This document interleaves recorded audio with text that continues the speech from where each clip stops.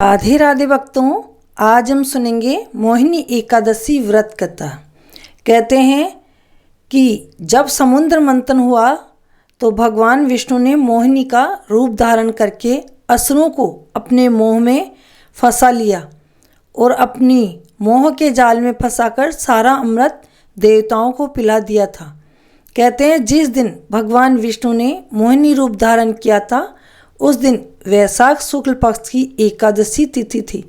यही वजह है कि इस एकादशी को मोहिनी एकादशी कहा जाता है। आइए अब सुनते हैं मोहिनी एकादशी की व्रत कथा। पांडव श्रेष्ठ युधिष्ठिर ने कहा, हे भगवान, अत्यंत सुखमयी कथा आपने कही, जिसके श्रवण मात्र से आत्मा तक तृप्त हो गई। हे अंतर्यामी, अब आप वैशाख के शुक्ल पक्ष की एकादशी की कथा सुनाने का कष्ट करें। श्री कृष्ण ने कहा, हे युधिष्ठिर, इस एकादशी को मोहिनी एकादशी के नाम से जाना जाता है।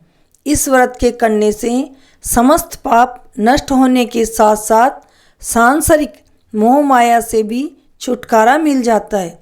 इससे संबंधित कथा कहता हूँ, सो ध्यान से सुनो। प्राचीन काल में भद्रावती नाम का एक नगर था जिसमें धूमिमान नाम का राजा राज्य करता था। उसके नगर में एक धर्मात्मा व विष्णु भक्त वैश्य रहता था। उसके 5 पुत्र थे। उसके 4 पुत्र तो कुशल वणिक थे, पिता का कारोबार संभालते थे, किंतु सबसे छोटा पुत्र चरित्रहीन, शराबी, जुआरी और वेश्यागामी था। जब किसी भी प्रकार वह समझने या सुधरने को तैयार न हुआ तो भाइयों व पिता ने उसे घर से निकाल दिया। घर से निकला जाकर वह नगर में चोरियां करने लगा और राजा के सिपाहियों द्वारा पकड़ा जाकर कारागार में डाला गया। राजा ने उसके विषय में पता लगाया तो मालूम हुआ कि वह नगर के सेठ का पुत्र है। उसका नाम धृष्ट बुद्धि है। वह धृष्ट बुद्धि ही नहीं, भ्रष्ट बुद्धि भी था।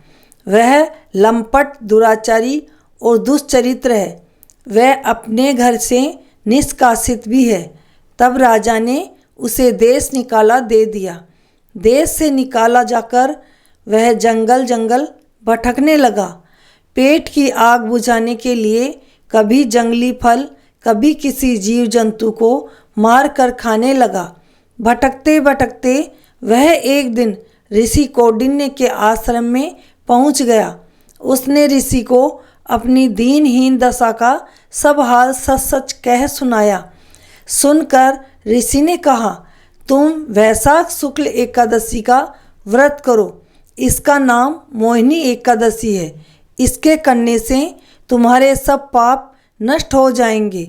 उसकी विधि बताकर ऋषि ने उसे कहा, यह व्रत अति उत्तम है। इस व्रत को विधि विधान, रात्रि जागरण और द्वादशी को दान पुण्य से करना चाहिए। वह विष्णु भगवान की पूजा करना चाहिए। मुनि के श्रेष्ठ वचनों को हृदयगम कर उसने ठीक उसी प्रकार व्रत किया जिससे उसके पाप नष्ट हो गए। घर वालों ने वह राजा ने उसे क्षमा कर दिया, जिससे उसका जीवन सुखमय हो गया। सुखमय जीवन व्यतीत कर अंत में वह विष्णु लोक को गया। इस व्रत को करने वाले के पाप और मोह ममता आदि नष्ट हो जाते हैं।